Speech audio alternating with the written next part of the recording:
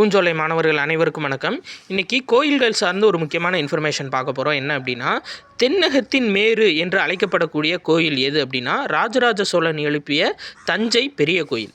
இதுவே பாருங்கள், தென்னகத்து எல்லோரா என்று அழைக்கப்படக்கூடிய கோயில் எது அப்படின்னா, கழுகுமலையில் உள்ள வெட்டுவான் கோயில். சரியா? இது பாண்டிய மன்னர்களுடைய கோயில்.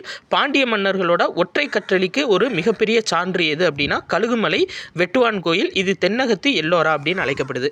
அடுத்து பாருங்கள், மிக உயரமான விமானத்தை உடைய தமிழக கோயில்கள் எது எது அப்படின்னா, ஃபஸ்ட்டு தஞ்சை பெரிய கோயில் 216 அடி உயரம் கொண்ட விமானம் கொண்டு உள்ளது.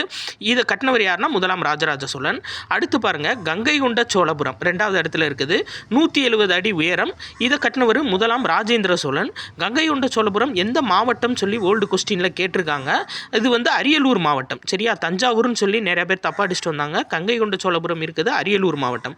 3வது மிகப்பெரிய விமானமுடைய கோயில் எது அப்படின்னா, திரிபுவனம் கம்பகரேஸ்வரர் கோயில் 126 அடி. இதை 3ஆம் குலோத்துங்க சோழன் கட்டியிருக்காரு. நன்றி.